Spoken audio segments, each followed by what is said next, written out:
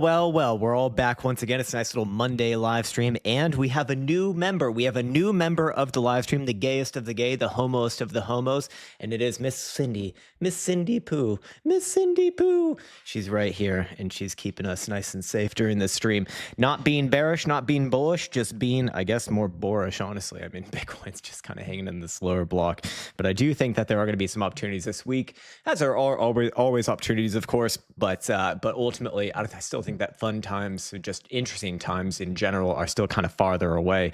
But, during this time, nuanced things do happen. And while I do think Bitcoin is going to more or less retest these lows, same shit as last week, I don't think it's going to break these lows ultimately. We'll get into that a little bit later today. I have a few new tools to be showcasing today as well, because I do think that can provide a little bit more of value on different time frames.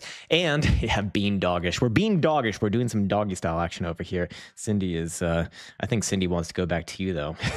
She's about to fall asleep. Do you want me to bring her over to you? All right, I'm going to bring Cindy to Elsa, and then we shall get on with the show. One moment. Here we go. All right. Cindy Poo is out of the way now. Now it is time to get into some very serious, some very important, some very ephemeral magic internet monies. Very pissed off today as well, or I guess I was really very pissed off yesterday. I was trying to get the new Lord of the Rings mod for Total War Attila running, and I just can't even get Attila to run at all. Very annoying. You don't know what the hell I'm talking about, but I can assure you it was a very annoying time. Anyways, I realized that my camera's kind of a bit unsharpened here. Let's see. Let's sharpen that bitch up. Let's zoom that bitch in. Hold on. Wait. It's not working. There we go. Well, it's good enough. Good enough, man. Dog first and kiddos. Yeah, something like that. Great white hype. Something like that, indeed. Is that J Crypto?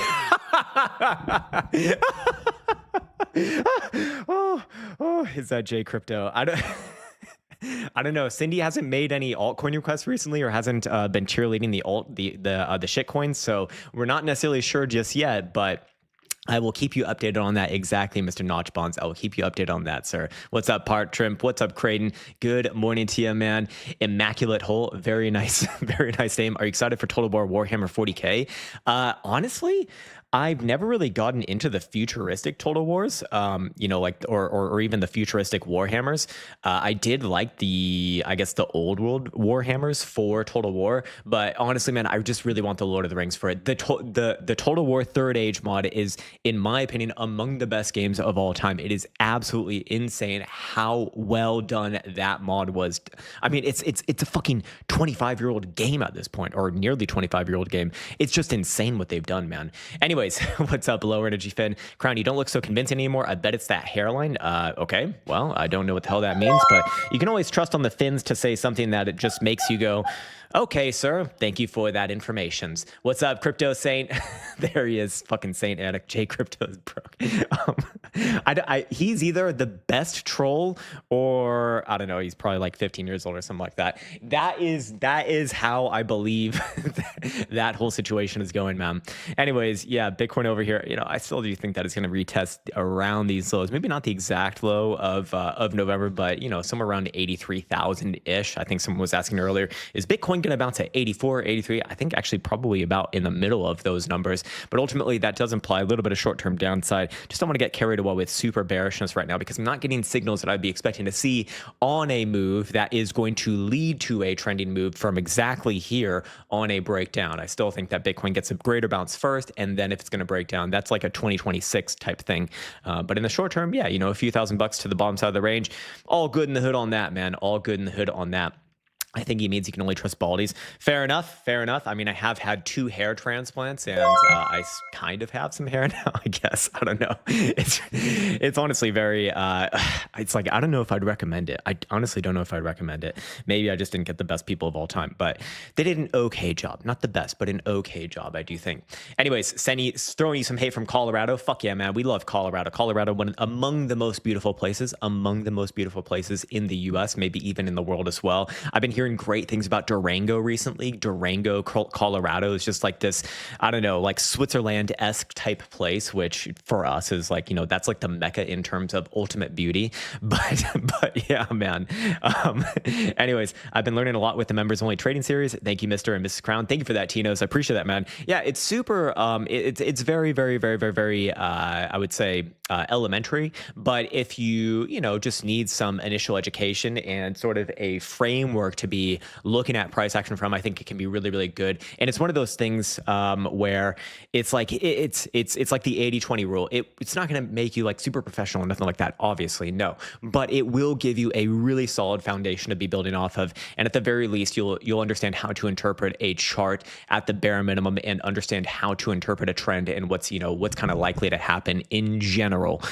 So I like to kind of push people towards that series. I think it's just available to the members of this channel right now, but it is it's very, very short. I would say very, very short and sweet. But yeah, man, just giving you like a very quick insight into how to analyze general trends and how to analyze volatility and the major role that it plays within just an overall sort of trending asset. So in this case, Bitcoin is very unvolatile right now, but even during the unvolatile periods or low volatility periods, things do happen. It's just we're not really looking for a major break as of right now. Or at least I'm not looking for a major break. We do see that this is one of the lower volatility periods right here on the daily time frame. We haven't really seen it this low since late October. Before that, we're getting a few of these stints in September. So I do think that a move is brewing here, but still in terms of timing, I think we're maybe like 1 week away from this one. So it's going to be a little bit of waiting here. And what is 1 week from today? 1 week from today puts us on the week of Christmas. So maybe like very near the end of this year, we do get the beginning of a bit of a rally. But until then, I do think that there is a downside try here. Anyways, I shall drink a little bit more of this caffeine. I found the perfect cold brew now. It actually doesn't upset my stomach, which is amazing. And it's not fucking Starbucks, which I don't know what it is, man. Starbucks does something to their coffee. Whatever it is, it's not good. I can tell you that right now. Anyways. Oh, man. Wow. Yeah, this dog is super chill. We brought it home the first day. It slept through the whole night, not even crying once. Second night, a lot of crying though. I will say, a lot of crying the second night. If you want a fun road trip, flying to Albuquerque and drive into Pagoso Springs, Durango, man, New Mexico is one of those places that I've never met someone from New Mexico. I have absolutely no idea what the hell is in New Mexico. I don't even know if it's a real thing, to be honest with you. And it just feels like it doesn't even exist, to be honest. Like you never hear anything about New Mexico. When have you seen New Mexico in the news? Never, like literally never. Anyways, clearly that's Cindy Schickman asking for doggy coin. That's exactly right, mechanic. That is exactly right. A nurse says you need to look at pictures of Telluride, Colorado. I thought that was the name of a car, but yeah, man, many places in Colorado are just absolutely drop dead gorgeous. I do hear though that the major cities in Colorado nowadays, like Denver, are not the nicest places anymore. When I was a kid, they were actually very, very nice, but I have a brother-in-law who was in like a shooting at some point in Denver. Don't know what the hell he's doing. I mean, like he obviously wasn't participating in the shooting, but he got caught up during some sort of a altercation, let's say. Anyways, Merry Christmas, Schickman, and the doggy and the doggy callouts. I mean, let's just get out of the way right now for Steven Schickman. We already know it's doggy coin. It's down to 13 cents. I've been saying it's going to come down here, although I would be betting on a bounce, but goddamn, man, I guess if there ever was a time to break, this could be it. Then again, I'm just not going to call a break from right here. I'm always going to anticipate at least one more, maybe shallow bounce from this number. But yeah, it looks very, very weak.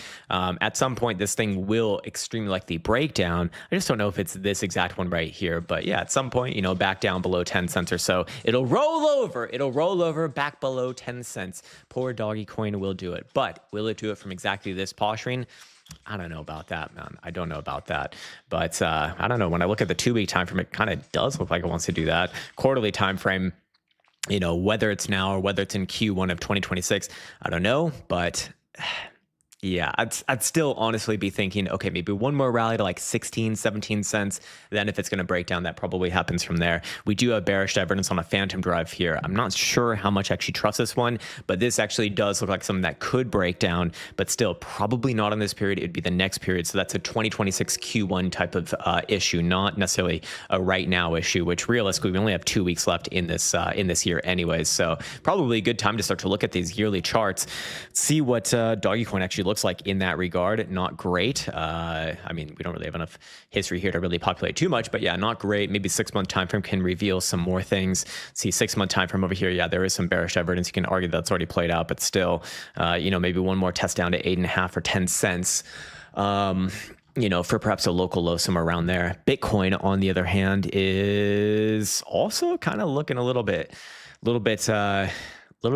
not great here. I will say 6-month time frame does have potential for 3 drives of bearish divergence, but of course we cannot look at this in and of itself as confirming a local high, thus confirming the bearish divergence just yet. You really need to see Bitcoin close somewhere, around here by end of year, and then at some point in the first half of 2026, we need to see Bitcoin actually back down below the January lows, or I guess it was more so the April lows at about $74,000 to call a real reversal here. And at that point, yeah, back down to the, I don't know, somewhere around $50,000 would make a lot of sense, give or take about $5,000 from that number.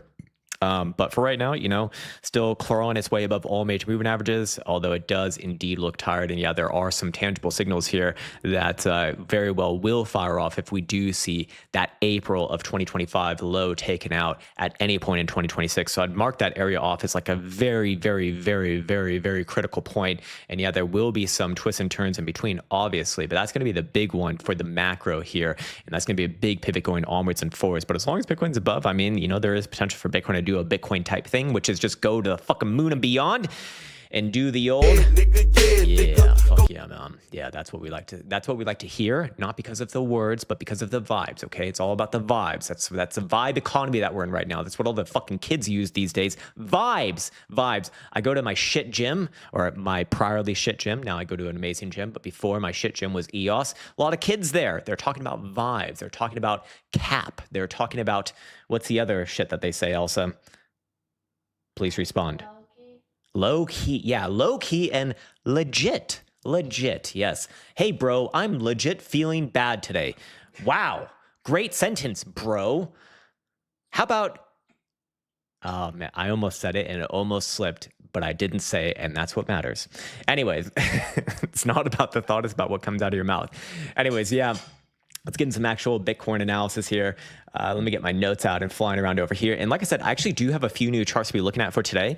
During these times where things are still more or less boring, I do think it's kind of fun to explore other sort of indicators and see if they can add any sort of value or any sort of a differential look to what we typically look at on this channel. Because the higher term time frame picture is just not really changing that much here. It's just taking a long time to kind of come to fruition. But that's the nature of the game.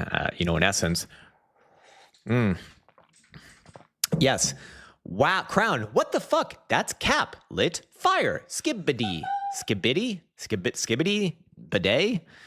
I don't fucking know, man. I have a bidet. It's great bidet as well. It's better than the European bidets because it's one of those ones that's like positioned like a fucking squirt gun underneath your Angus, and then when you fire it off, it fires right in there, man. In Europe, those Neanderthals, they have like a fucking gun that you put in your hand, then you shove it up your Angus, and that is the way that they do it. In America, we figured out better ways, better things to do, because in obviously Europe way, you get poo splashback. You get a little bit of splashback behavior going on there. Not good, man. Not very hygienic, is that?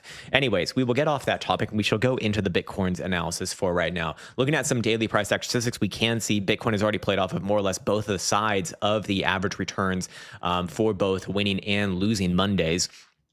So I don't really think that we have any major trades to be, any scalps to be had from this. If you were looking for the top side, that was your 90,200 tick or 90,150 tick or whatever the hell that was, just above $90,000. And then of course to the downside here, we already have seen more or less the bottom end of that average loss region hit, which is 86,450. And like I say, when you are playing this, it's the signals that are on the same side of the trend that you can get a little bit more aggressive with when scalping. But if it's against the trend, in this case, if you're buying this bounce right here for a bit of a scalp, I do not suggest to get greedy with these at all. You know, a few $100 on price action, that's good enough. Fucking take the win, close your hand, run with the money, and go do something else for the rest of the day and just wait for, you know, the next signal to happen, likely tomorrow. On top of that, we can go ahead and look at a few other things. I want to bring up the new things right now, actually. I want to bring up one, we're going to call this the Pesto Fear and Greed Index.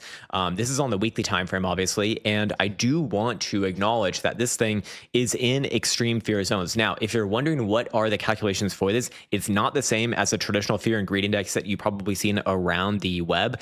We've kind of had a few issues with those. One of them is that you know, a lot of the data is just not transparent, and also another one is how these prior scripts calculate like retail behavior and sentiment, because a lot of them try to escape, you know, posts on, let's say, Twitter or YouTube or Reddit, just social media in general. And in my opinion, that's just it's very difficult to kind of glean any real signal from that. So we are kind of in the background looking at other ways of measuring that. I think we're on to something, but you know, we just started playing around with this in the past 24 hours or so. So it's going to naturally take some time. But I do want to acknowledge one major thing here. When we do see it in its current form, which again, probably not fully optimized, but I think we are on to something here. When we are at extreme fear zones and the weekly stochastic momentum oscillator is in critical zones ready to turn, I think that those signals are going to have a lot more and hold a lot more weight. For example, on or around Bitcoin's current high, we did already see this. Let me actually go to Bitcoin spot here. It's going to be maybe a little bit, you know, slightly different. But yeah, you know, when we see extreme greed alongside a weekly stochastic momentum shift to the downside, I mean, that is, you know, around your highs right here. And of course, on the lows, that is actually how Bitcoin bottomed in April, where we did see these extreme fear reads right here. And then the weekly stochastic also across the upside. That was actually effectively right after the official low was in. So, you know, it's not going to be perfect on timing these things, but it's going to give you a pretty damn good indication as to when you shouldn't be super bearish or when you shouldn't be super bullish. You know, for example, right here, again, we do see extreme greed plus weekly stochastic momentum also turning down. And yeah, you know, Bitcoin did retry a new high after that, but ultimately this was not the high that you're looking for. This was more or less a bit of a bull trap before a big push to the downside. So I think it's going to be an indicator that we're going to be looking at on the higher term timeframes going forwards from here. Just kind of keep us honest with not getting super bullish or super bearish during these times, because it does seem to get these quite well in its current form. But like I said, you know, give us a few weeks, give us a few months, and I think we're going to be able to dial this one in pretty damn well. But Pesto is a goddamn, he's a fucking wizard, just like Caretaker. I absolutely love working with guys like this, man. I absolutely fucking love working with guys like this. You have no fucking idea how excited I get when I find one of these guys, and I'm just like, oh yes, it's another one. It's another guy who is maybe even more nerdy than me. At least he has better skill set than me with coding. So I can like give him some sort of a direction, and then he just fucking runs with it. He has his own ideas.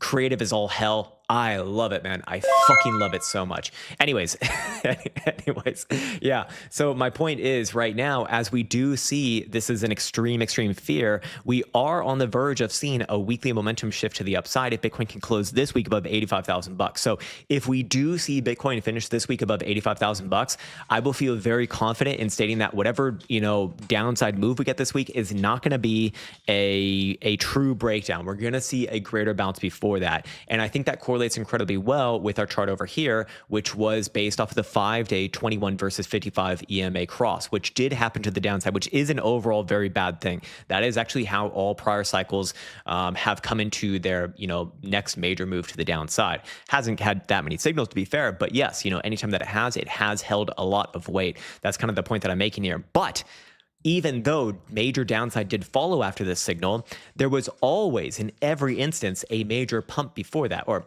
look, define major pump, right? I would say anything more than about a 20% pump is, you know, is certainly worthwhile. In this one over here, while it did base off of the same low, it did rally before the inevitable major downside move more than 20%. So pretty damn good. Of course, we got this one over here from 2019 after the old flip into the Rona dump. And this one rallied up nearly 50% from that signal to the next high. And then, yeah, it did dump, and it dumped pretty fucking viciously. And then, of course, even in 2018, same thing. It fires off essentially at the low. Bitcoin rallies from that. And I think that that's kind of like what we're going to be looking at on this current one. That one rallies up like 36%. Okay, I'm not saying it's going to be that much of a rally, but just a rally.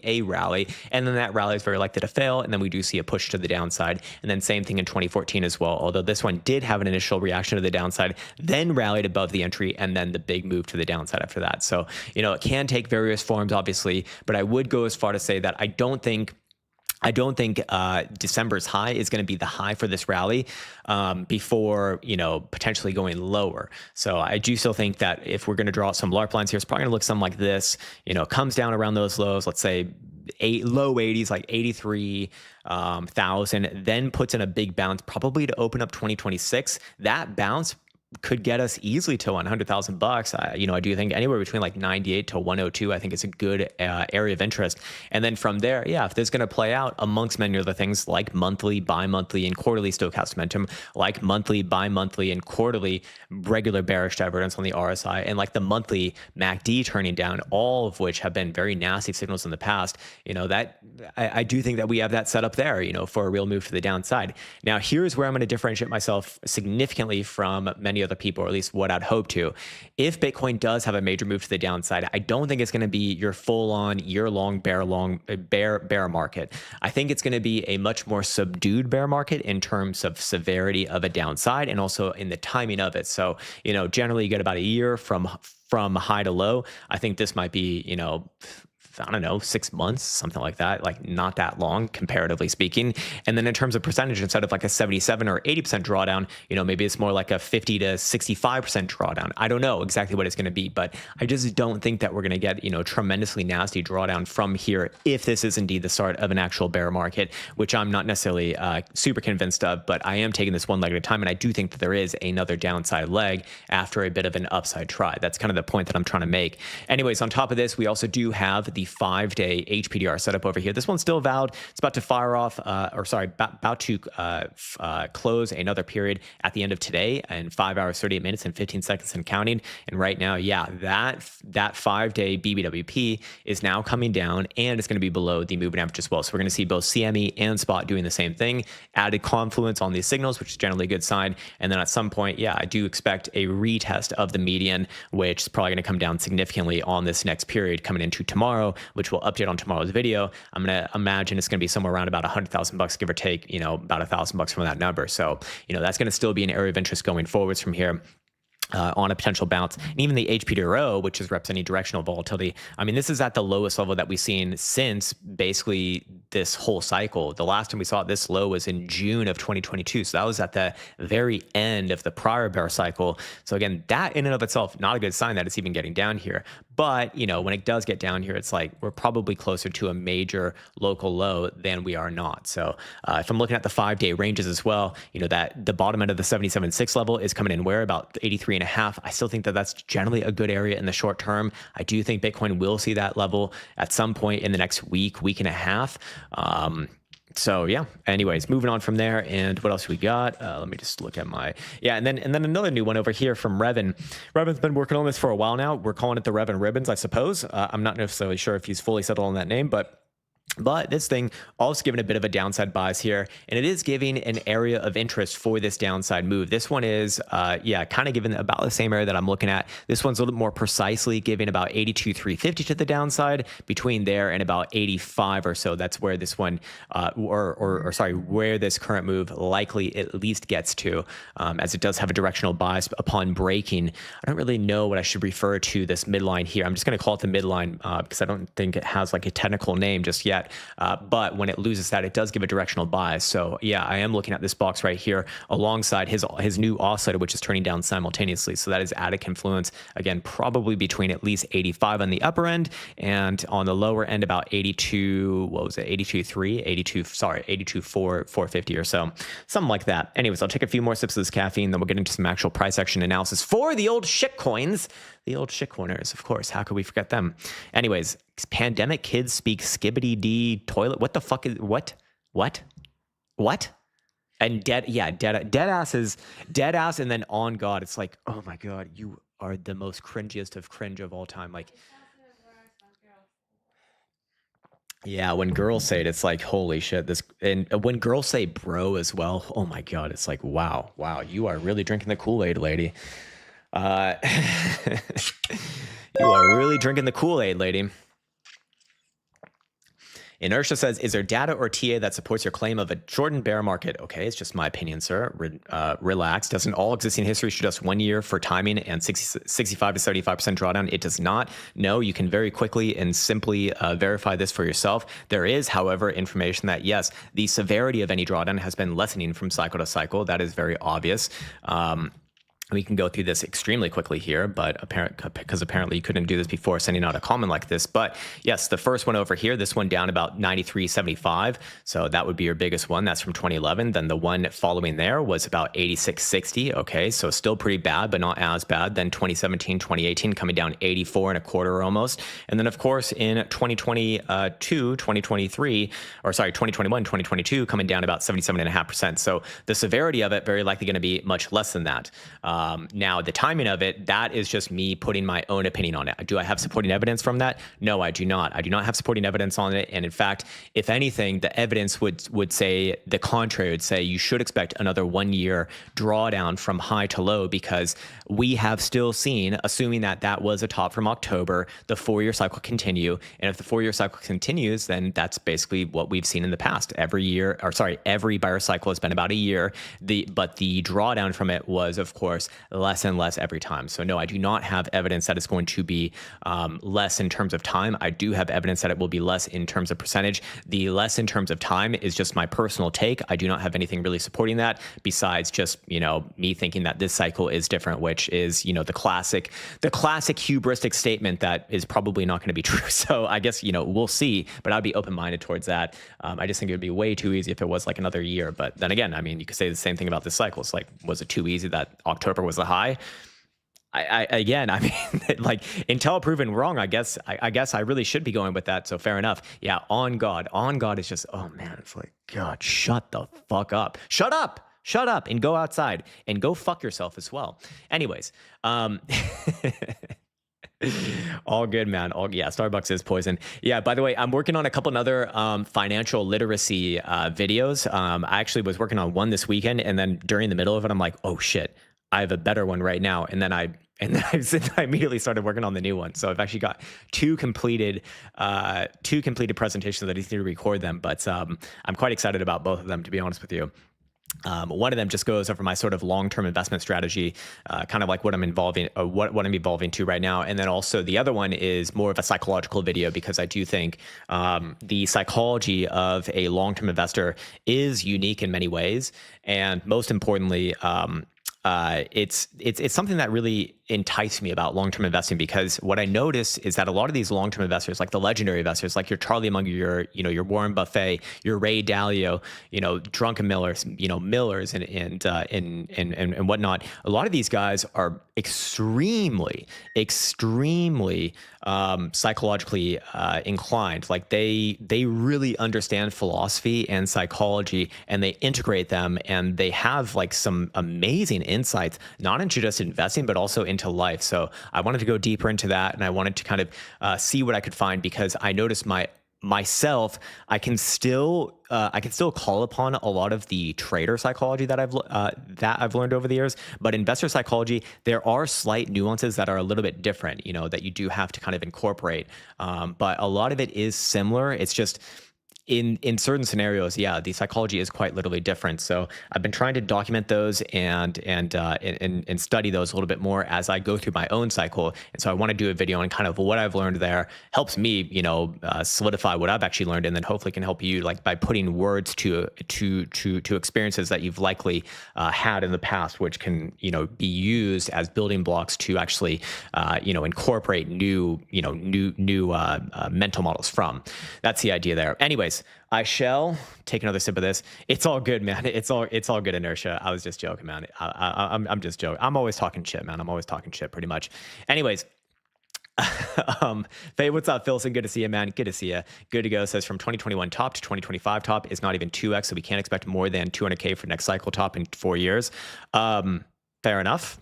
Yeah, I mean, diminishing returns works both ways, right? So, yeah. Yeah, I I agree. I do agree with that. Would you count the 4-year cycle theory blown or brown? If we, I think you mean blown. If it closes a red yearly, no, I wouldn't. No, the 4-year cycle is intact as long as Bitcoin does not make a new high above the October high within the next year. That's how I would interpret that, because that's what the 4-year cycle effectively would have estimated as the timing for the cycle high. So basically, as long as Bitcoin is just not above about 125,000 US dollars or 126,000 US dollars for the next year, or I guess the next like 10 months or so, yeah, 4-year cycle not blown, still intact, and just generally be looking for overall downside, I suppose. So yeah, I do have to acknowledge that the people who still believe in the 4-year cycle, there's no reason to not believe it doesn't exist right now. I'm just going off of my own sort of craziness, I suppose, thinking that, okay, maybe, maybe it is different. At least I want to be open to that possibility. But yeah, at any rate, I guess I'm kind of looking at the same thing anyways. So is it really that different? I guess not. Anyways, what's up, Sam Fergosi? Good to see you, man. Good to fucking see you, brother. Intelligence is general. If you are a master at one thing, you're likely good at everything. Kind of. I think it's just the way that you become a master at one thing is the way that you can become a master at anything. It's just a process of. It really is just a process of reiterating, and just spending hours with the problem itself. And that's kind of what I've learned in my life. And it's also kind of sad, honestly, because you realize that, okay, you only have so many years in life, and it takes, it's going to take about 3 years to get decent at anything, and then about 10 years to become a master at anything. And so you really can't master more than a few things in life anyways. It's like the path to mastery, you just might not have the time for it, which kind of sucks. It's very humbling. Zaxi Shimsa says the Starbucks ingredient list doesn't fit on the label. Yeah, the problem is though, is that when you buy their cold brew or their cold espresso or whatever the fuck, they actually don't they can hide their ingredient list because they just say Starbucks blend and then water. But Starbucks blend, has a star next to it, and that has a bunch of shit in it. I've learned the hard way, believe me. There's natural flavors and all sorts of shit. Natural flavors, by the way, not very natural. Anyways, okay, let's go into some actual shitcoin analysis. I do believe that there's been a bunch of super chats already. We already did see Steven Schickman, but Steven Schickman, I didn't even do the right one for him. My apologies, man. Let's do Ethereum Bitcoin is what he actually did request, and then he also has a completely new shitcoin. It's a stonk. I don't know if it's the one that I'm thinking of though. Anyways, monthly here. Oh, let's actually go to the weekly first. Yeah, I still look at Ethereum Bitcoin as likely to try a rally higher at some point. I still think that these large lines are going to play out generally. Does that mean that we have some more sideways here before that next rally? Probably, yeah. But I just don't think it's going to break down from here. I do think that it's going to get one more rally attempt probably in early 2026. It really bugs me that this chart has not officially tested the green 55 EMA. And so I don't really want to be looking for like any sort of severe downside on this chart until that test does happen. And that's decently higher than where it's at right now. It's around 4.25 or 4.4 million Satoshis, which from current price is how much of a move? That's about a 28 or 29% move. So, I don't want to get super bearish on it right here. I do think that it has one more rally attempt at least. So what am I trying to say? What I'm trying to say is that on the weekly, I think that you do have a good base at about 3 million Satoshis. It's very possible you might retest that base, but I don't think you're going to break below it. I do think it's going to be some sideways action here and then a rally and then downside later, like much, much later, most likely. Anyways, you're also looking at MSTZ daily weekly. Okay, this one's completely new. MSTZ. This is some sort of, it's a MicroStrategy inverse 2x. Oh God. Okay. Objectively, it is bullish right now. I do think that this one does get another run at the highs from December. So that does correlate well with Bitcoin coming back down to the lows that we saw in the past few weeks. So I do think that that's going to happen. I am inclined to say that it likely will pull back there as well. But, if you want to go by the book, then I'd be looking at this right here. And I would say, hey, if it does close above about 1580 or especially above the December highs, then this thing's going to explode, man. It's going to explode to about 26, 27 region. That probably puts Bitcoin back down around the April lows if I had to guess, but I'm not completely sure of that, but somewhere around there would kind of make sense. But again, that is contingent upon this thing's ability to reclaim that December high. So the December high is officially 1696 on a closing basis. If you see that, then yeah, I think you got the next big breakout. Personally, I don't think it's going to break out from here. I think that you consider, or I think that you consolidate sideways a little bit more, man. So yeah, maybe if we go down to a daily, things become a little more clear. Yeah, I mean, overall, it is bullish. I mean, no doubt about that. I don't think it has the power to bust through right here. Then again, okay, you know what, Steven, I think I'm wrong about that, man.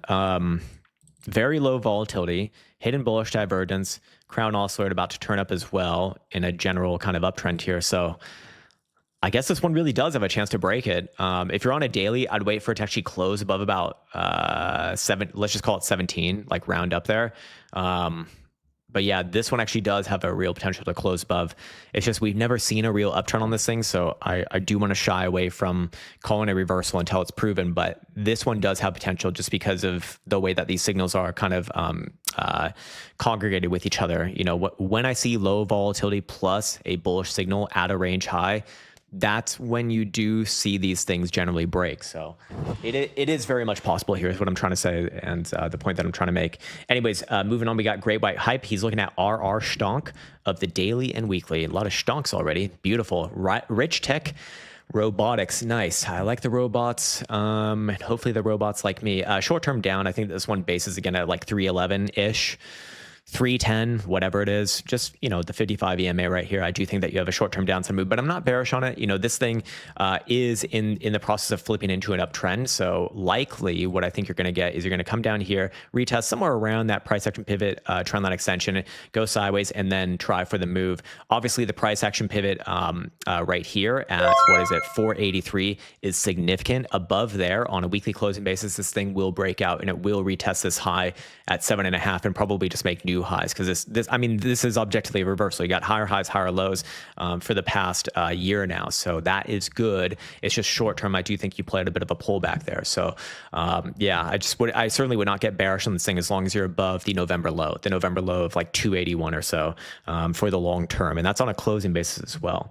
Anyways, we got Ray now. What's up, man? Good morning to you. Shorted fart at about 40 cents. Okay, let's check it out. I still have it on my list. I don't know why. Oh man, you are big in profit. Hell yeah. Fuck yeah, man. Great position. Great position. I love it. Your thoughts on daily? Hope you're doing great. Hope you're doing great as well, man. Thoughts on the daily? Look, with Bitcoin hinting at a short-term downside move, I think that this thing could break down right here. You know, all major moving average is still in a bearish posturing, so that is that is a high possibility alongside bearish divergence on the daily RSI. So yeah, I do think that this one very well could break down from here. But to give it an objective breakdown price, we need to see it close the daily below, kind of a little bit lower than where it's at right now. That would be from Wednesday of last week's low at about 33.5 cents.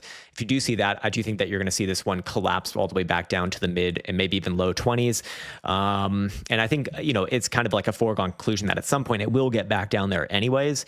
But the real question is this the move right here? And I guess, I mean, why not? You know, it's fucking fart coin. Like, it was doomed from the beginning. It was always doomed. But yeah, you know, I think it probably retests around this low, like 23 to 25 cents, which is a really big percentage move for you. So I think you got a beautiful position, very easy to manage. I think that you probably going to have a pretty nice profit at the end of the day. But is it going to make new lows from this? I don't know about that. I do think you got a big downside move. Just, I don't know about new lows just yet. Similar to Bitcoin. Anyways, we got Kirsten Reagan. He says, hold on.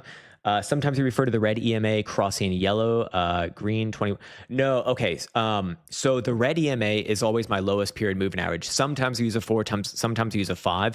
In general, though, it's always a 5, unless if I'm using the back-tested charts where I'm really looking for those corrected moves to the green 55. But the yellow is always 21. The green is always 55. Always, always, always, always, always, always. If you're looking at one of my charts, it's the red that I sometimes change by one period, you know, give or take. And that's that's just completely based off of backtesting results. If I can find a setup that works a little bit better with a 4 period versus a 5 period, I'm going to go with that. Or vice versa. I've also seen sometimes using my my red moving average at like a 7 or 8 period moving average. That has provided some value for particular setups. But if I do change it around, I do try to be as verbal as possible with it. But basically, if I don't say anything, it's a 5. It's almost always a 5. It's almost always a 5. Not because 5 is like the best number. It's just like a good sort of middle ground for a low period moving average that generally works well with almost everything, but not always hyper optimized. I'll put it this way. So yeah, man. Hopefully that was that was helpful, man. Yeah. But when it does come to those corrective setups, I do prefer a 4 in many instances. I do prefer a 4 versus a 5. Just it seems like that just gets some moves a little bit quicker, and it's still as accurate as a 5. So yeah. Anyways, Aaron's next. He says, GM to you and Queen Elsa. What's up, man? Crown, can we call it a bull flag on the daily tether dominance chart? And I guess it's breaking out. I don't know. Let's see. I haven't looked at it this weekend. Is it a bull flag? Yeah, I mean, it doesn't really matter what you want to call it. This thing wants to go up. It wants to go up. Again, last week, we were looking at the 580 region as a basing region, meaning that, this is a bullish chart as long as you're above there, and it's still using all major moving averages here to rally from. So, I would say the same thing this week, and we could move the point of failure again up to last week's low. But as long as you're above last week's low on a weekly closing basis, this is bullish. It is in the process of breaking out and, following through near the end of this year and the end of this month. I mean, this is what it's going to look like. I think that this chart has upside, man. I totally agree with you. But yeah, other than that, like, I don't know, is it going to break out today? It's possible. I mean, this is again how a breakout would look like. Hidden bullish divergence, multiple drives on that last low, which is a higher low, and low volatility, and the crown also just having a fresh twist to the upside from a relatively low level based off of the auto fib here. Like, yeah, this actually really does have a real chance to break out today. I wouldn't officially call it a breakout until you're closed above this price action pivot here at, what is it, like 6.25 almost, but it's above there right now. So here or higher by end of day. And, I'd kind of expect the rest of this week to trade higher, close to like 7% maybe, which is not going to do too well for most of the kryptons of the world, especially with traditional markets. Or were traditional markets pulling back? I forget. Were they pulling back a little bit? Yeah, SPY back down to the weekly 5 EMA here.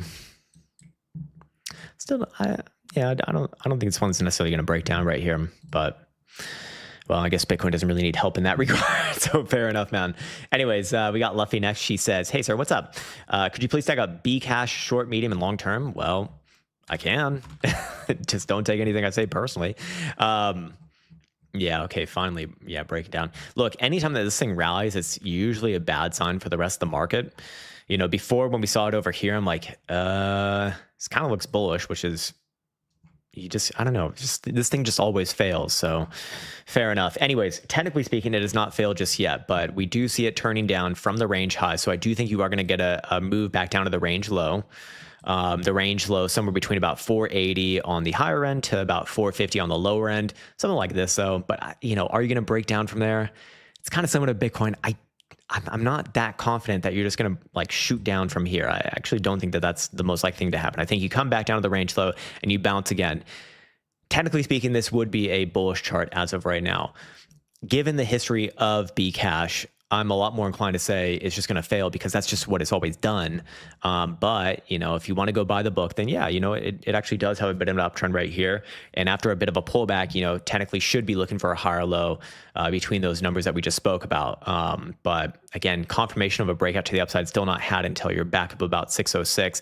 And at that point, yeah, this thing will go on very likely a big move to the upside. It would be uncharacteristic of this thing because it's never really had an uptrend here. But if it did, I mean, at that point, you might very well see a $1,000 tick on that thing if it were to happen. But again, I'm not necessarily going off a TA right now. I'm just going off of my experience watching this thing for the past like 7 years, or how long has it been? 5, 7? Yeah, about 7 years or so now. And it just always fucking fails. I mean, it's literally a scam coin. I mean, or at least that's my opinion. If any sort of litigation happy people are listening right now, it is my opinion that it might be a scam. Wink, wink, nudge, nudge. There you fucking go. But yeah, as far as the short term goes, I do think that it comes back down to these lows. And if you want to, if you want to play bullish from those lows, it's not a bad technical position to have. It's technically correct. Again, it's just my personal experience with this thing is that it's probably going to fail because that's what it likes to do. It likes to fail. So yeah. Anyways, Aaron Shah Nazarari says, Crown, I think the worst may still be ahead for markets. Yeah, I think so as well. Global tensions are high, especially with Iran. High chance of a second war with Iran soon. You're probably Iranian, right? God, should I ask this question? I'm going to ask you this question. What do you think of the current regime? I've actually met a lot of Iranian people. They are fucking lovely people, by the way. Super, super lovely. And generally, or at least everyone that I've met, which is actually, it's in the double digits for sure. They all hate the current administration. And it's just super interesting, to talk to these people. But anyways, they have a lot to say about the current situation in the U.S. It's so interesting to talk to these people. I love talking to these people. Elsa's one of Elsa's friends was married to an Iranian, and all of his family came over to visit one time, and I was just picking the brains of these people. They're so cool, but yeah, they made it very clear to me they just fucking hate the current people in charge. So I don't know. Anyways, the reason why I bring that up is because they were we hope that Trump does basically take out the current what is it, the Ayatollah or whatever the fuck his name is. I don't know. But yeah. Another discussion for another channel. Look, I don't know if all of that stuff is going to matter or come to fruition. Obviously, if you know it, everyone kind of knows it. It's like a known in this case. I think that there's technical reasons for the markets to come down, especially in Bitcoin and crypto. In traditional markets, I'm less so of that opinion. I think that you get some ebbs and flows, and if there is any sort of real downside moves, probably an opportunity there. But yeah, Bitcoin has plenty of technical signals in and of itself that do suggest a greater corrective period, probably sometime in 2026 is abound. So yeah, man, war or not. McDonald's House says, hello, good sir. What's up, man? Starbucks on the 1 day buy zone, perhaps. S bucks, my bucks. Well, the real question is, why would you want to buy this thing? I guess the long-term history is actually not bad. I just do think that you probably got... Okay, look, if I wanted to build a position in this thing, I would probably be bidding somewhere between this current low for this quarter at about $78 and the 55 EMA here, which is actually the price action pivot at $71.5. Anywhere between that range is kind of where I'd be interested in a very long-term position. But you specifically said the daily. The daily, I think, has a downside move from here. I think that this one comes down to those numbers. But is it going to be a good daily, investment on the daily or a good trade on the daily? I don't know about that. If anything, it would have to be a long-term play. I don't think that this is going to be a quick trade or anything like this. I think if it's going to put in a low here, there's going to be a long process. It's basically been motionless since 2021, and it's been trading in that range between about 116 to the higher end versus, the lows that's about $70 on the lower end. So if you do get back down to those lows at, close to $70 or so, yeah, I think that that's probably an opportunity.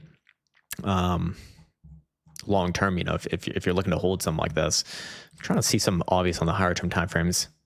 Yeah, not amazing, not terrible. I just think it's going to be kind of irrelevant for a while. I don't think it's going to be severely breaking out nor breaking down. I think at the worst of the downside, you might get down to 65 to 70. To the upside, I don't think you're going to see any major moves to the upside for a while. So yeah, just probably better opportunities elsewhere, to be honest. Anyways, but if I had to buy, that would be kind of where I'd be looking at. Patrick Klim says ASML 1 day, 1 week. Okay, ASML. A lot of stonks today. We are a growing community. We are evolving, and a very good stonk right here. Hidden bullish divergence on the last higher low, making new all-time highs. This thing just wants to trend, man. Just let it be your friend. Let the trend be your friend. And ultimately, this thing very likely to make new all-time highs in 2026. But you're on a daily and a weekly. So if we're on a daily or a weekly, you're getting a little bit more granular with price action. I'd be looking at this 1110 tick, 111.10, 1110 as a, as a very objective number to be closing above to confirm the next weekly breakout, meaning that until you close above 1110, I wouldn't necessarily call it a breakout, but all higher term timeframes suggest that it will break out, maybe not on this exact chart right here, but over time, if we're near the end of the first half of 2026, I'd be very surprised if things not made a new all-time high by then. Probably even in the first quarter as well. If we're on a daily though, are you going to get another pullback before that? Maybe. I just don't know how much that actually matters. You got a nice little gap here at about 1,011, so nearly $100 down from where you're at right now. You do have some bearish divergence right there. This would only be a corrective signal. It's not like a reversal signal. So yeah, I probably wouldn't get too cute with it. I'd be looking at the higher term timeframes here, man, and just be like, hey, I don't need to be a fucking genius to, to do well in this thing. I mean, shit, how many drives of hidden bullish divergence on a quarterly time frame can you get before you just go to the fucking, to new all-time highs? I think 2026, you're going to see some new all-time highs, man. Anyways, we got the conservative cat next. He says BTG stock, weekly, monthly. Got it. BTG. I think Steven Schickman is the only person who asks about shitcoins here anymore, and sometimes Luffy as well. That's pretty much it. The community has moved on. But yeah, looking at BTG, what is this thing, by the way? B2 gold. All right, fair enough, whatever. Yeah, I do think that it's a little bit weak in the short term, although I do think it's not bearish. At worst, it's going to come back down to this low at like 380, 390 or so, and then bounce again. I look at this overall as decent. Just because, it has been drifting sideways and up, but we haven't seen anything like super conclusive just yet. But we have some really obvious reversal points here. The first one is last month's low. As long as you're above last month's low, I would be running with the bullish buys. In the short term, though, I do think you are going to pull back, but just not violate last month's low. If it comes down to the daily 200 simple, I think that's an opportunity around 380 to 390. Yeah, I don't think you're moving up exactly from here. I think it's a pullback first and then up, but short-term pullback, then another try the upside. As long as you're above last month's low, just treat it as a general bullish asset. So yeah, I probably need to get any more crazy than that. But if you do take out last month's low, yeah, this thing can resolve pretty ugly. I mean, at that point, probably another two handle from there. But for now, man, give it a chance. It's going to take its time. This thing is still mostly sideways anyways. Chris Vela says, doggy, please, daily, weekly. You probably covered. Kind of. We had a false alarm with Steven Schickman, but apparently he's moved on from the old doggy coin. Look, oh man. It does look like it wants to break down from here. Not going to lie. It really does, but I don't like calling breakdowns on the 200 simple. So I'm going to take the bitch way out of this and say, maybe one more bounce, but ultimately it very likely will resolve to the downside. I feel very strongly you will see this thing test 10 cents again, probably even a wick below 10 cents. The monthly and the quarterly, they want to break down given enough time. It's just, I don't think it's had enough time yet. So yeah, I'll put it that way, man. It's like, again, the longer that you hold this thing, the more that you're going to lose generally, as goes with most shitcoins. Pete says, hey, Crown, what's up, man? XRP daily, 3-day and weekly? Sure.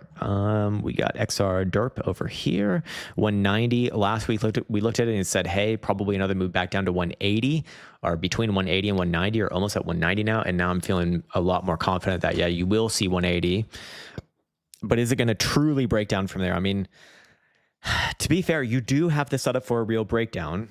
I'm not going to personally say that I would be looking for that. I do think you're going to retest these lows, but hopefully bounce one more time. You have very low volatility on a downtrend. That is continuing on what should be hidden bearish divergence as well. Yeah, I do think that you will see 180 on this move.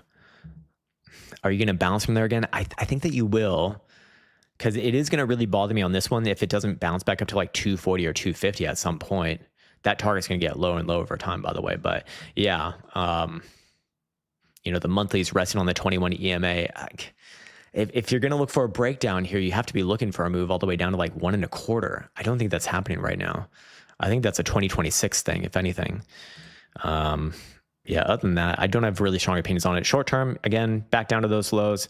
I think you're going to get another bounce.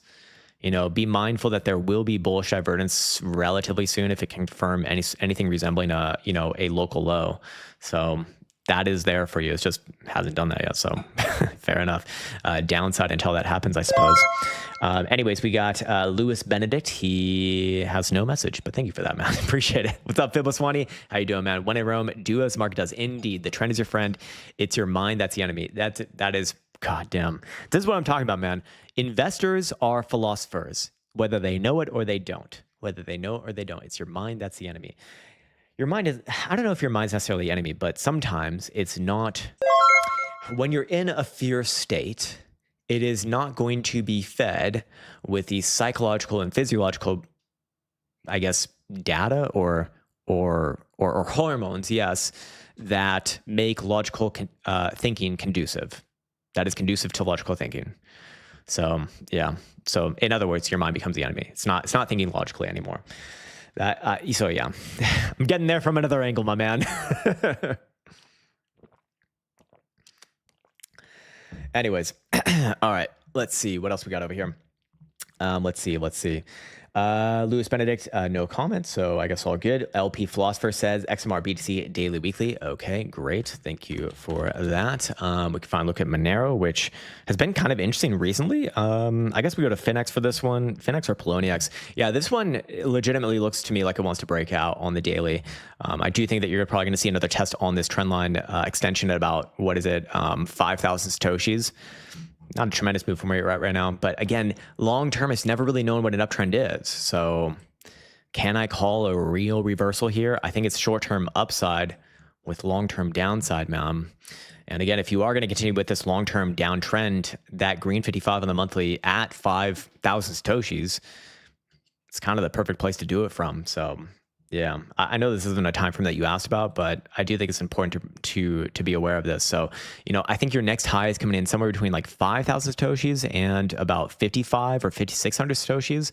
But somewhere in that pocket there, I would be looking for another lower high, man. That's what I'd be looking for.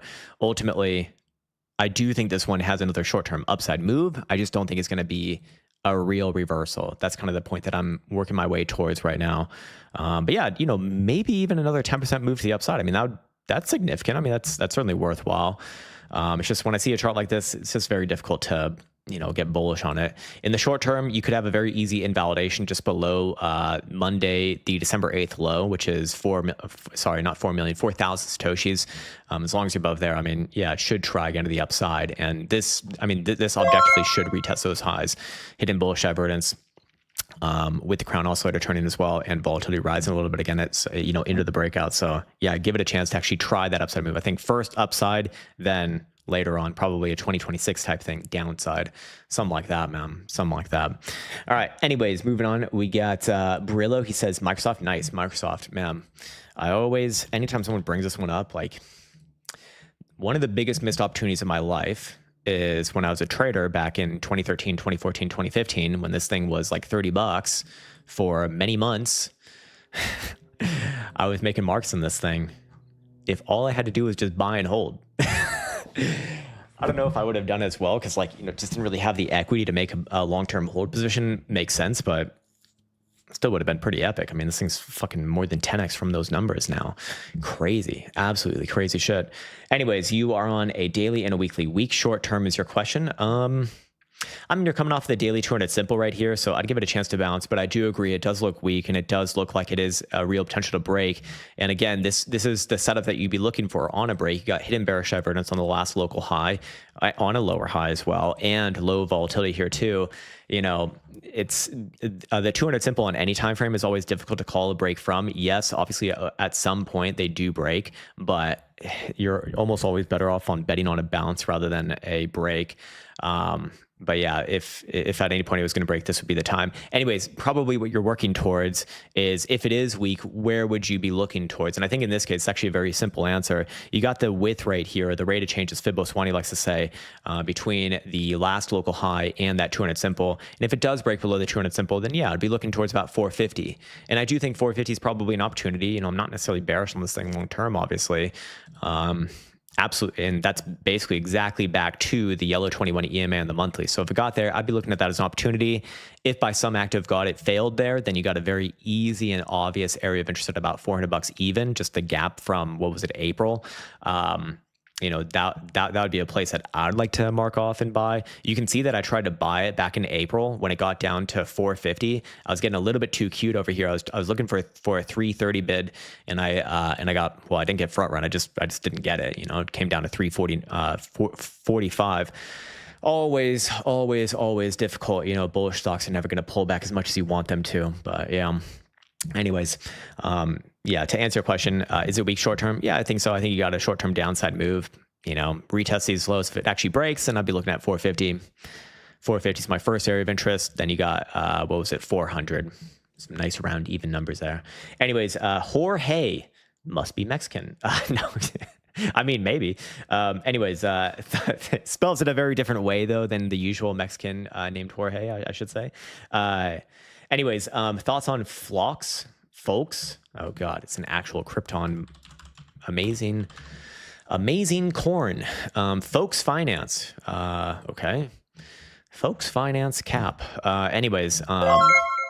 Look, man, there ain't really much history here to be going off of. It's been around for a little over a month. Do I think that this is a high right here? It might be. It's just that I can't really trust my tools in this instance because there's not much to be going off of. If I had to guess, just based off of the fact, one, it's a shit coin.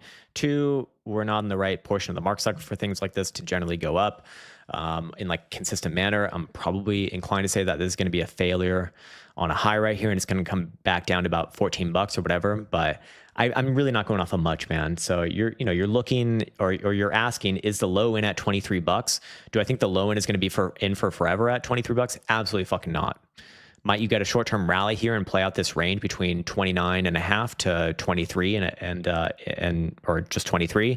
Yeah, you'd probably get one more bounce here, but I do think that ultimately this one will break down. So it's like, do you want to play a bounce and hope and pray? Or, I mean, again, on a highly risky asset that, can just shoot through the fucking floor in a moment's notice without any reason at all because it's bullshit, more or less. Even then, man, look, this thing almost undoubtedly will lose $20 at some point. Is it going to be on this move right here without a bounce first? That I don't know. There might be one more bounce first. Do I think it's going to reverse back above $30? Hell fucking no. At least not on this move, man. Hey, look, you play with fire. You play stupid games, you win stupid prizes. There's a lot easier plays than this, but if you're looking for the bounce play off of $23, the easy one was already had off of the red 5 EMA. It bounced all the way up towards 29.5, the range high, and got rejected from there. So I think if you were looking for the easy bounce play, you missed it. I wouldn't look at that same level again and be like, oh shit, here's my next opportunity. But no, it's just like the H pass over here. Your first pass is the high probability move. After that, it goes down every time. So I'm not saying that you might not get a bounce, just I wouldn't trust the next one, or I certainly wouldn't want to play it in comparison to that first one. The first one, you got what, like a fucking 30% bounce almost, or more than 30% bounce. That's big. That's fucking big. There's a lot of room for error there. You don't have to be perfect to make money on that one, but the second one, maybe not as much. And like I said, it could just easily dump out of nowhere. Anyway, same for Gozi. It's next. He's looking at Goldie short-term, 1 hour and 4 hour. I actually had a dog named Goldie one time. She's a very nice dog. She's a golden retriever, as you might guess. 4 hour time frame, a little bit of a pullback here. I'm not bearish on this thing. I do think it is bullish. I think it is in the process of breaking out. So I wouldn't be getting like too crazy on a pullback. In fact, I think you might even have the low of this pullback in short term, should rally up on the hourly back to like 43.12, maybe 43.20-ish region. 4 hour time frame, you're coming off the 21 EMA. So I'd be expecting a bounce attempt here first. Come back to it after that. If it does lose your 42.80 region, I would be looking for another markdown to about 42.45-ish, give or take a few bucks from that number. But give it a chance to bounce first. I do think your next move is a bounce from here, and at least back up to like 43.11.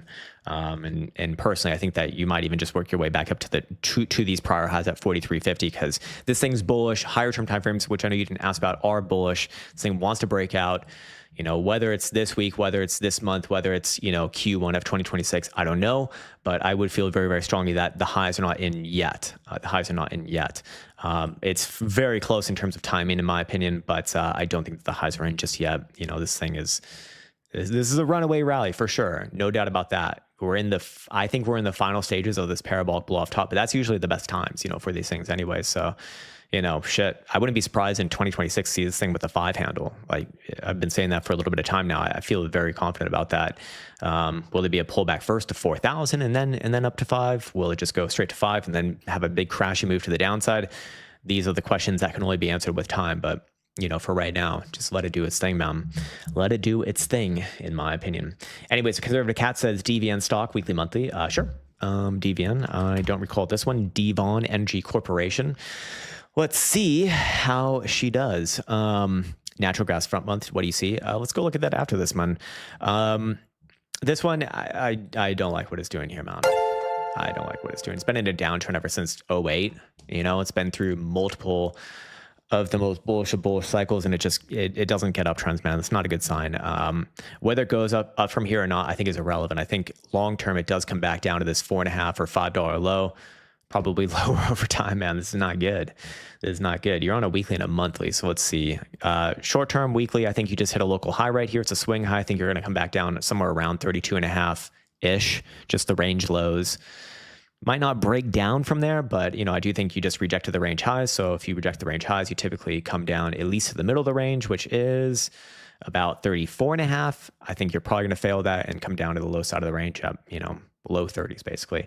And let's go check in what Swanee's looking at. He's looking at natural gas. I don't even know the ticker for natural gas. It's I'm just going to spell it out. I don't like trading these things. I really don't like trading. I don't think that this is the right ticker. This, oh God, it's like CL. No, that's crude. What's natural gas futures ticker? Or is it this? No, I'm thinking of CL. That's crude. Yeah, that's crude. Okay. Yeah, you're gonna have to educate me, Swanee. I fucking hate gas. I don't like looking, or I don't like trading gas. My main mentor loved gas, and he would always be looking at symbol XOP, and I just could never make sense out of that fucking chart, man, ever. He loved it. He could get it, no problem. Yeah, okay, it is NG. All right. Huh.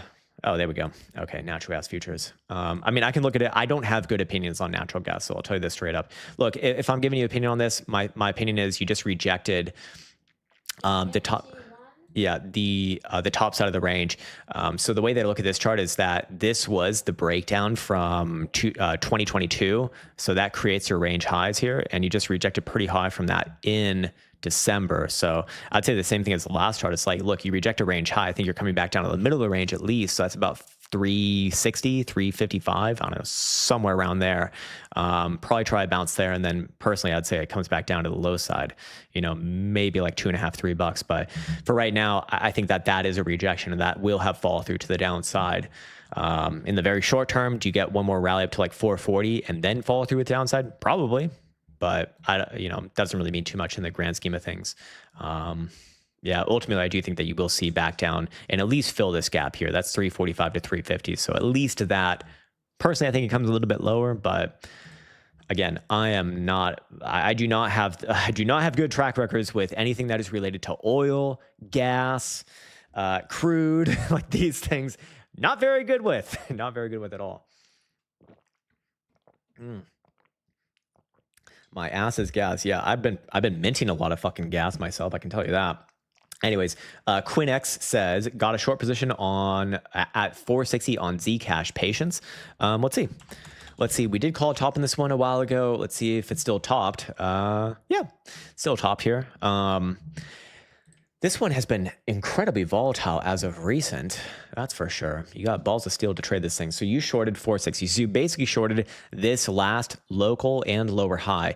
I think you have a great position. I think you have a position that's easily managed, and it's perfectly positioned right at the top side of this range. And that's effectively in alignment with the price action pivot here.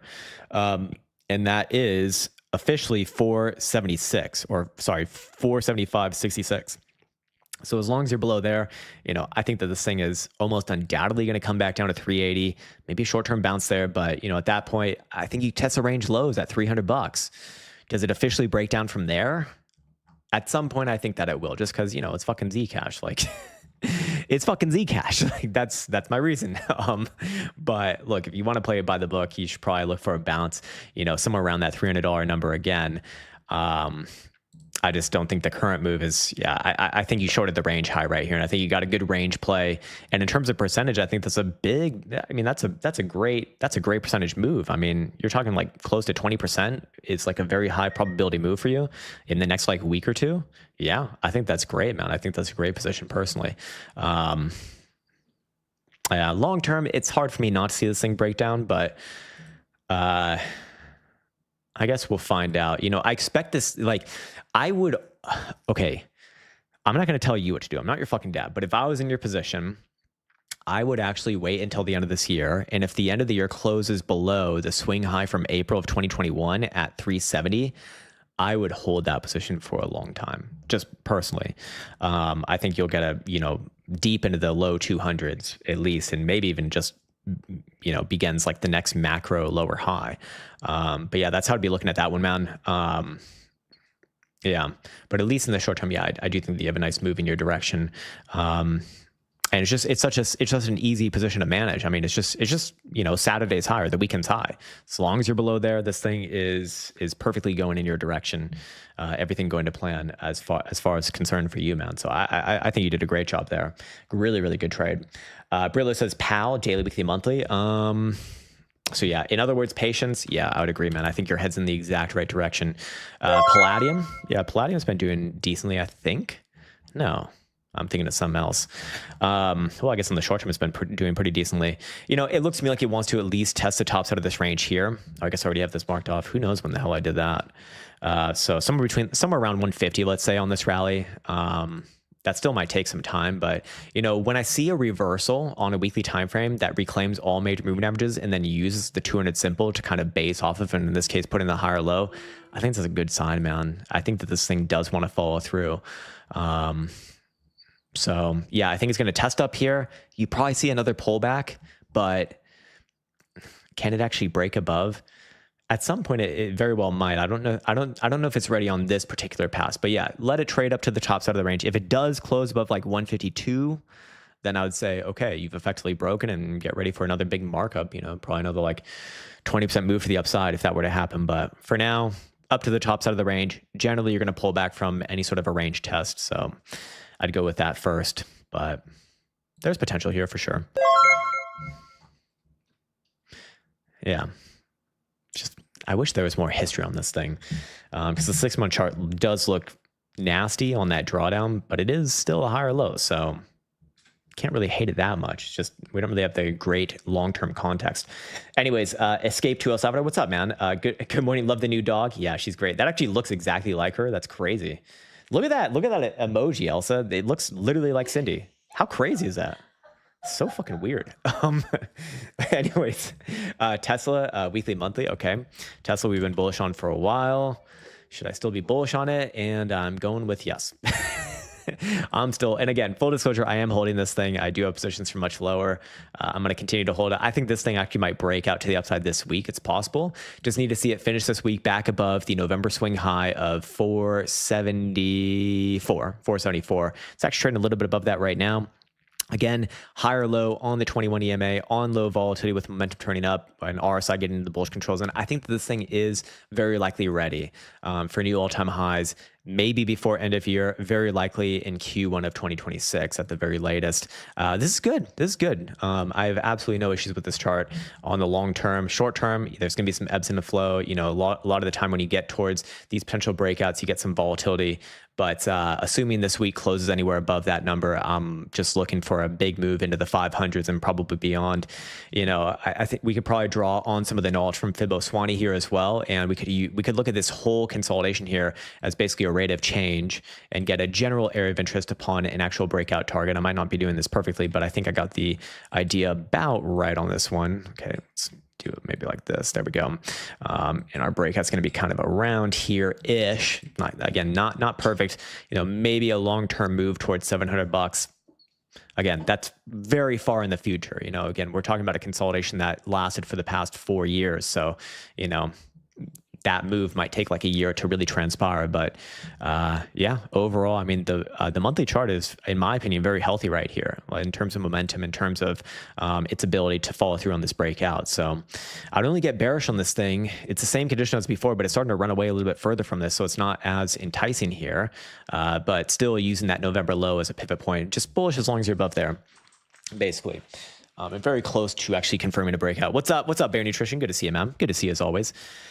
Sarcastic Crypto says got into ZEC at 71.70. Nice.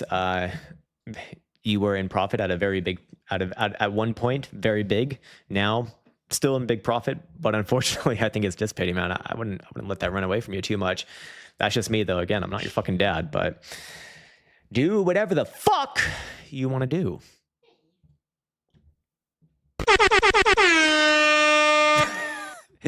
Escape to El Salvador is back. He's looking at silver daily, weekly. Sure, man. This one's probably been a little bit more interesting than gold in recent times. This one is in like real trending motion right now. Weekly time frame and monthly time frame hitting extremes on volatility. But yeah, this is still good. It's still good. It has officially hit the topside price action pivot trendline extension. So I do suspect that that's kind of the impetus for this current pullback. Yeah, perfectly on the weekly, by the way. Credit to Bear Nutrition on this one. This is actually Bear Nutrition's creation. But yeah, short term, if it does pull back off of this number, that's fine. If it comes back down to like 59 and a quarter, that's fine. Again, long term, I don't think the highs are in just yet. What I feel very, very confident on is that any sort of a pullback that got to like mid or even low $50 would be a big opportunity if it happens. I'm not even saying it's going to happen. I don't think it even happens. I think best pullback you're going to get is maybe like between 60 and 57. But the main point that I'm working up to right now is that I do think you are going to get new all-time highs in Q1 of this coming year. Is there a pullback before that? As a new year opens, possible. A lot of the time you will get that, and then the continuation of the upside move. But my point is, and that I'm building to right here, is that I just think it's an opportunity, man. This is still good, still very good. Again, this is a parabolic blow off top. And I think the next few months are probably the craziest months that you're going to see on this thing. And then, yeah, you're going to have probably some pretty significant downside. But, the last few months of a parabolic blow off top are absolutely the best of times for gains. The conservative cat is looking at VZLA. Many stonks today, many commodities too. This is good. This is good. Vizsla Silver Corporation, so silver-related name here, and this one also breaking out 2 new all-time highs. Beautiful. Honestly, I think that this thing is going to follow through this week, man.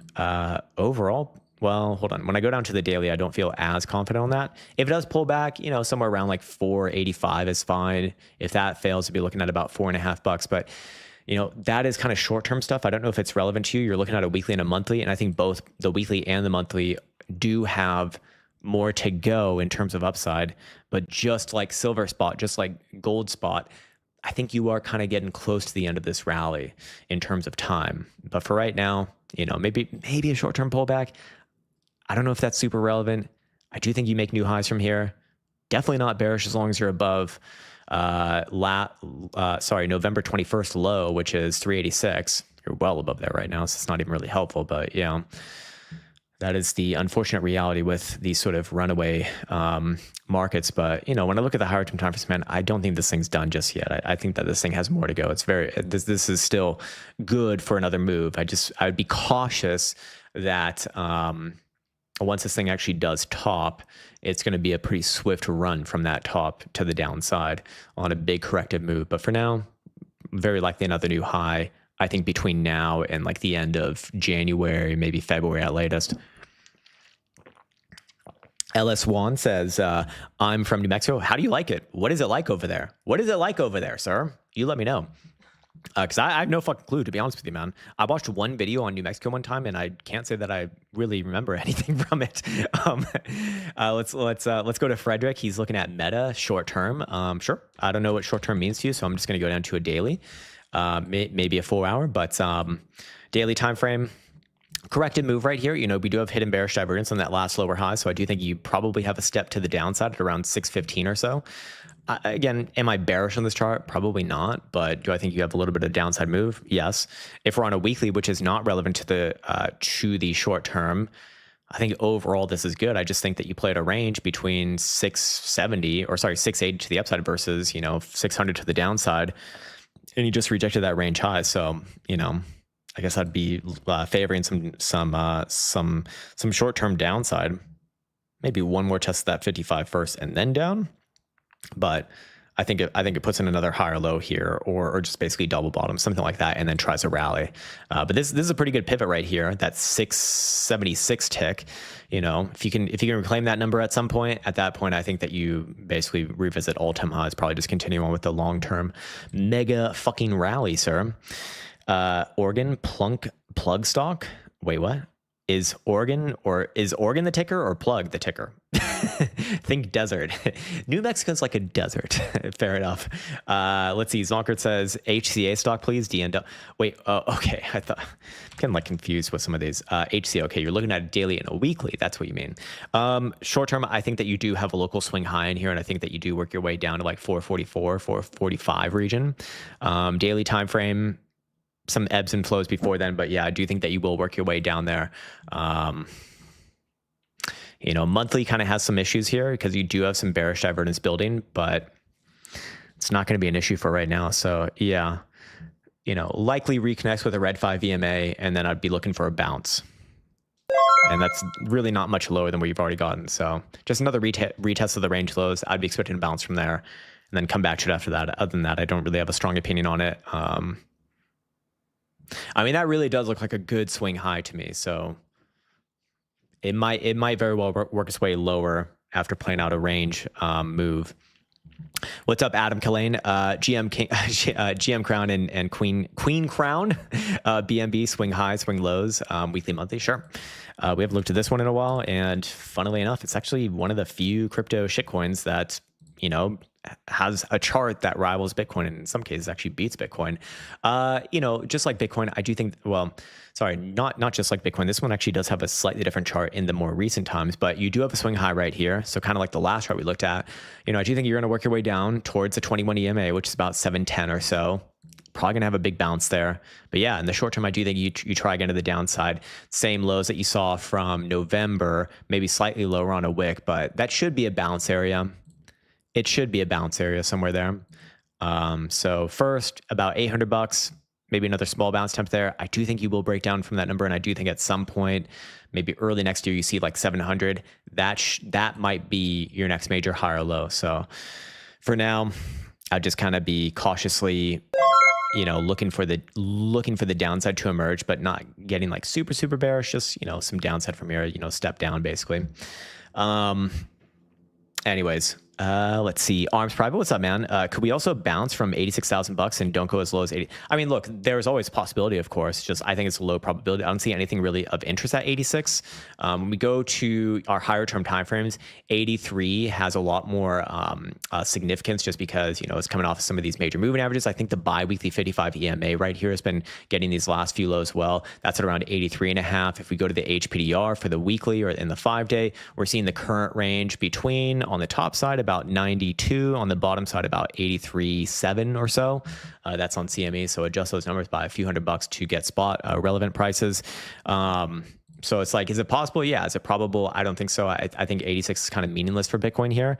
There's nothing that suggests to me that 86 is like a great bounce region. If Bitcoin was going to hold in the low, I think it would have done it above the swing low or just that spike low that we saw from last weekend, not this past weekend, but the one before that, which means that Bitcoin should have bounced when it got to about 87,800 or so. Instead, it's, you know, it's failing there. And of course, you know, this is coming off of hidden bearish divergence on low volatility. So I don't think that this move is done just yet. I think that it does go lower. I think even 83.5 is kind of like the lower end, maybe, because theoretically, you know, it can easily wick down all the way down to the official low of November at about $80,000. Just don't want to see it really close below that low. That's where some of the models that I'm looking at start to become I guess, more dangerous, because I guess that would imply that something a little bit more nasty is happening than what I'm anticipating. But yeah, I guess it's always possible. It's just that's what I think is the most likely sort of trajectory right now. I mean, I guess if you saw this thing rally back above about 87,800 before end of day, I guess I would say, okay, yeah, low is in, but I just don't think that's happening right here. This thing's accelerating to the downside rather than bouncing off of the pivot that you would expect if it's going to, really reverse here. So, that's kind of my take on it right now, man.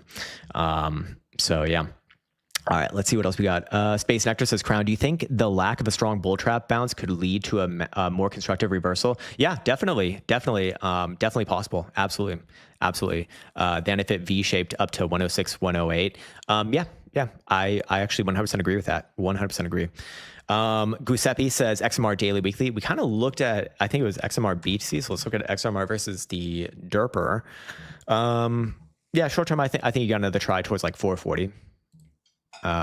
Yeah, and the weekly strong here. I'm bullish on this thing as long as you're above basically today's low at $400.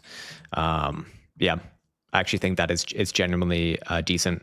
That also implies, look, if you lose this morning's low, I think that you come all the way back down to 375. Probably another bounce attempt there. At that point, I think it becomes a lot less enticing, but I would honestly just call a breakdown if I were to do that, to be honest. So yeah, in other words, I think if you're bullish, you literally go up from here. Yeah. Inertia says TLT long term for a 1-year trade or shitcoin. I'm guessing do you mean the stock or do you mean the crypto? Like, are you talking about the 20-year treasury bond? I mean, I don't think anyone should really. You probably do, because no shitcoins popping up with that. I mean, yeah, this is a disastrous investment option. I mean, you basically just have confirmed losses. You lock in your loss by buying this thing. I think it's generally going down from here.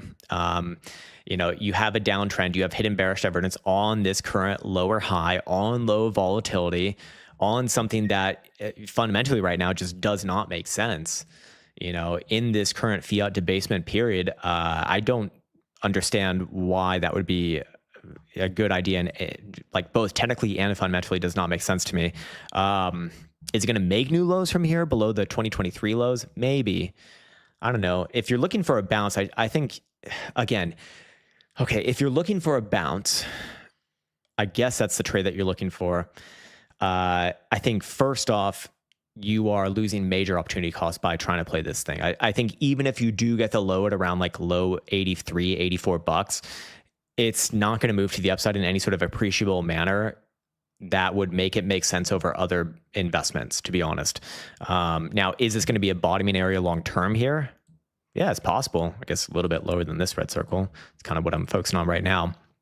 But I mean, shit, man, that might not move to the upside until you're in like 2030. It could take a lot of time. If that even is how it works anyways, because bonds do trade differently and are not as technical as equities or commodities for that matter. So yeah. Space Actor says bonds are bearish as the coupons flip to negative returns with high inflation. Yep. The bearishness in the bond market theoretically gives Bitcoin a new value proposition not seen before in prior cycles. Yeah, I suppose. I don't know, man. Like, okay, unless Bitcoin bonds become like a real thing. I mean, you do kind of have Bitcoin bonds, right? With Sailor's STRF. Let's see how that one's doing right now. I don't know, man. Like, I guess we're going to get a real stress test soon on these Bitcoin bond sort of, or pseudo bonds that Sailor's offering. Like, are these really going to hold their value and really, really act as safe bonds that you'd want? I guess we're going to find that out. STRF has been somewhat steady here. Yeah, there's been some capital depreciation, but it's generally been a tight range. I don't think it's like super concerning. Yeah. I don't know. I don't know if it's going to play like that. Only time will tell. I certainly wouldn't call it right here. Let's see. Asti is looking at XPT. Okay, cool. Yeah, still overall good. I think it's kind of playing hand in hand with gold and silver here. I do think at some point you're probably going to retest this trend line extension, which is going to be coming in around like 1900 almost, but that might take, you know, a quarter or two. Might be some time, obviously. If you're on a daily time frame, I think that you're in the process of breaking out right now. You do see relatively healthy levels of momentum oscillators and volatility. It's just, I don't think this current move has like that much more, to be honest, before it goes into another sideways consolidation. But overall, you know, it's good. Just depends what time frame you're on. You know, if you're on the quarterly, I think this thing makes new all-time highs in 2026. I'd feel very confident about that. If you're on a daily time frame, doesn't move from here, it actually kind of does look like it wants to. So fair enough. And again, you have like, there's a super easy invalidation here. Today's low, literally today's low, 1726. And 85 cents. As long as you're above there, I think it's actually breaking out right now. If you do lose today's low, then yes, a pullback down at, you know, somewhere around the median of the range, which is like 1650 or so, something like that. And then come back to it after that. Don't really have much to say about it other than that, though. Very nice. All right. Space Nectar says, I've retired. I almost read that as retarded clients. Retired clients asking me to swap CDs and long dated treasuries for Bitcoin exposures, and even my strategy credit products. Interesting, very interesting. I'd be curious to know. I'm guessing you have. I'm guessing you're either like you work at a bank or some sort of an investment firm. I'd be curious to know like what your sort of target audience is, because that would seem very interesting to me, to be honest, because I would think generally older people, retired people would still default to bonds just because, you know, you have theoretically a little bit less risk there versus a Bitcoin bond, which hasn't really been proven just yet. I'm not saying that it's not going to be proven. It's just, it hasn't been proven yet. So like, typically those people are very risk averse. But yeah.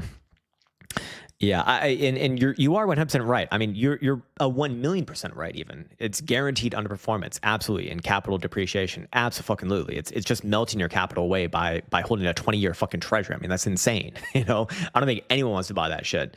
I mean, let alone a fucking, you know, like 2-year. But yeah, man, I would think that those people would still just not be comfortable with something like this. But hey, if that's what you're saying, that's what you're saying. What kind of deodorant you wearing back there? You know, honestly, man, usually I don't wear deodorant, but I do have the Essentials from Arm & Hammer, which is a natural deodorizer, because I've read about all sorts of nasty aluminum type shit in deodorants and whatnot that make it very, very unhealthy, I suppose. I don't know if it actually matters or not, but yeah, if I'm going to work out, then I kind of have to wear it because I smell like an actual unwashed ape. It's very bad indeed. Anyways, like my sweat used to smell like fucking gas. It was actually insane. I'm surprised gyms were not kicking me out. Like, it was disgusting. I was disgusted with myself. Anyways, my mom's retired and she buys Bitcoin weekly now. There is a segment of retired people DCAing for sure. Very interesting. I'd be curious to know, like, what would you rate your mom's financial literacy at? What would you rate your mom? How do you like her bobs? How do you like her behind? How do you like the caboose? What would you rate your mom? Rate your mom. Everyone rate your mom right now. Let's figure out who's got the hottest mom here. I need to know. Anyways, Rules Crypto says, if it were a long bear market, then it would be the best investment. I'm reading this out of context because I don't know what your bonds are guaranteed income. Well, they can be a guarantee. I mean, in most cases, it's a guaranteed loss, man. Eat a ton of onion and then go work out. Guaranteed you have the bench press all for yourself. Yeah. Oh yeah, I'm sure, man. Or a shit ton of curry as well. That'll do it too. My mom's a 10 out of 10 in finance and she's really good. Taught me what I know. Nice. Well, there you go, man. I mean, I don't think your mom is like the average mom, my man. I'm not sure my mom's thoughts on bond. I don't think she probably even has thoughts on bonds, to be honest with you. She has thoughts on, should the washing machine be run today? And do we need to clean the plates? Also very good things for a mom to be doing. Anyways, hold on. Let me go get a look at her. Yes. Pause the stream right now. Go check out your mom. Okay. Record all of her dimensions, all of her Fibonacci ratios, and figure out whether she's beautiful or not. That's what we need to know. Anyways, EMB on Nicey monthly. Sure. Probably near the end of the stream too. Need to call a vet for our little Doge. In bridge. Okay. Daily. Overall, pretty good. And you are on a monthly. Okay, so if we just go to the monthly here, you know, I don't think it's ready to break out just yet, but I do think it is bullish. So whether it breaks out like you know, early 2026 or late 2026, that I really don't know. But I do look at this as actually quite good. Let's go to a quarterly maybe. Yeah, it's a pretty easy risk management point as well, or an invalidation for bullishness in the short term, because if you do lose this quarter's low at 45.45, pretty easy to remember as well. I do think you have one more correction first before any sort of a real upside try, and that's probably at around 41 to 42 bucks. Look pretty good. Yearly is good. I think that you do make, or you do retest those highs in 2026, probably make new highs. I mean, this is good. You know, it just went through more than 10-year long consolidation. I think it's ready to break out to the upside from here. This is good. It's good. I think that you will continue on with the long-term trend. I think it's just going to take some time. That's a question I don't really have an answer to right now.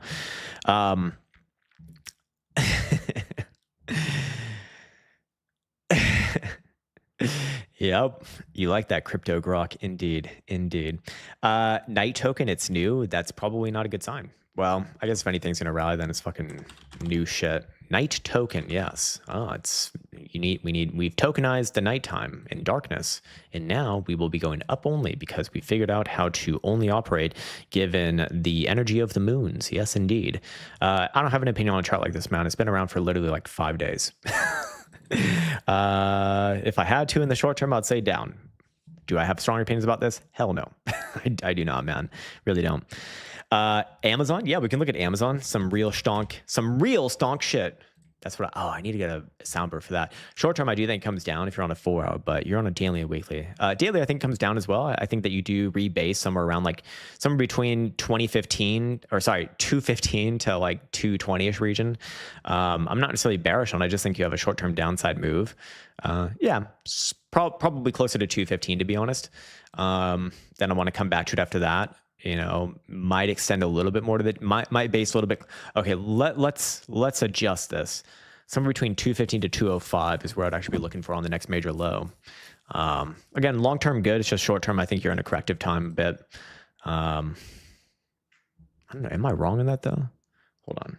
That's 211. Yeah, just short term, let it play at a bit of a downside move. Let it try to bounce from 215 first.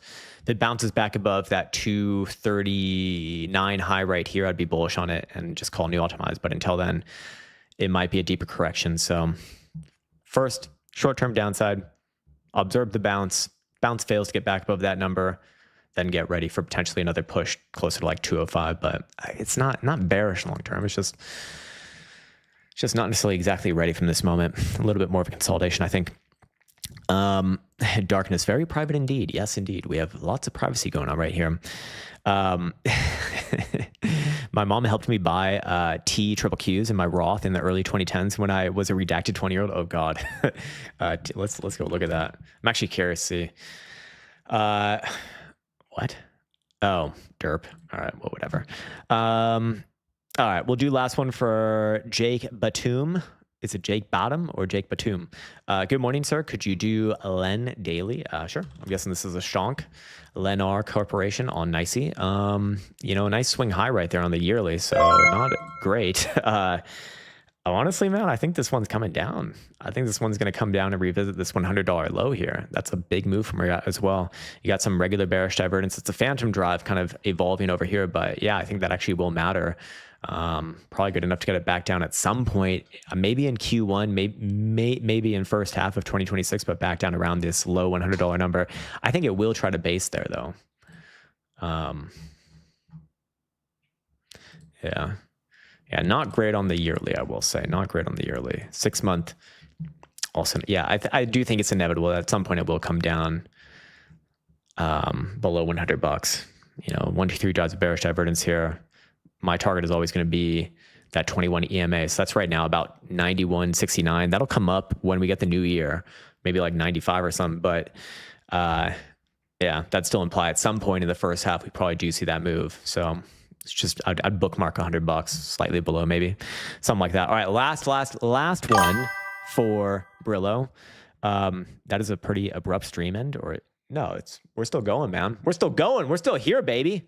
We are still here. We're still here. We're still queer. HYFM. Why am I having such a difficult time typing? Yeah, still streaming. All good, man. Wow, amazing. Just fucking phenomenal, man. Fucking phenomenal. Here's the first flush of the day. Flush it down. Tell him what he's won. Well, I don't have it on my... I don't have it on my fucking... don't have it on my damn stream deck right now. Well, shit. Yeah, I'm gonna go out on a limb here and say probably more down for this highly esteemed piece of technology. On this chart, rate the trail on a scale of 1 to 10. Yes. God, man. Yeah, this is literally down only. That is what down only looks like. That's what your average shitcoin is looking like if you fast forward another 10 years from now. Amazing. Absolutely amazing. All right, last one for Apple, just because that last one was so bad. I can't end on such a shit chart. We'll go to Apple, and even Apple wants to pull back a bit here. I mean, look, you got some bearish divergence forming. I think it's just good for a pullback into a higher low, maybe back down around like 255, 260-ish region. But yeah, that is a reasonable pullback and something to be worthwhile and aware of. And yeah, it is visible on the monthly as well. So I'd let it pull back a little bit. Higher term time frame is still bullish. You know, if you're on a quarterly, I do think you will make new all-time highs in 2026, probably in the first half, maybe even in the first quarter. Yeah, hidden bullish divergence here on low volatility. This is a good setup long term. I just think in the short term, you're kind of pulling back. 6-month time frame, also very strong. Again, I think it's very extremely likely you're going to see new all-time highs in the first half of 2026. Just, is there a pullback before that? I'd be more inclined to say yes rather than no. Maybe a pull back down to like 255 in the interim. So something like that, man. Anyways, that's been a good time to end this stream for today. It's been an absolute pleasure as always speaking with you on this nice little Monday morning. We'll be back on tomorrow with a regular video analysis and then yet another live stream on Wednesday. I'm going to look to record a big psychological video, which I really want to release on Saturday this week. My eyes are hurting me for whatever reason. It's like the caffeine has gone straight to my eyeballs and is causing pressure buildup. I'm really excited about that one, but I still need to kind of firm up some of the details of that presentation because I want it to be I'm very, very, very passionate about that subject, and I want it to really go deep into the angles that I think are the most important information that I've learned there. So I think I'm like 80%, 85% done with that. But I do think it'll be ready by the end of this weekend. Anyways, it's been an absolute pleasure speaking with you on this nice little Monday morning. We'll be back on, like I said, tomorrow.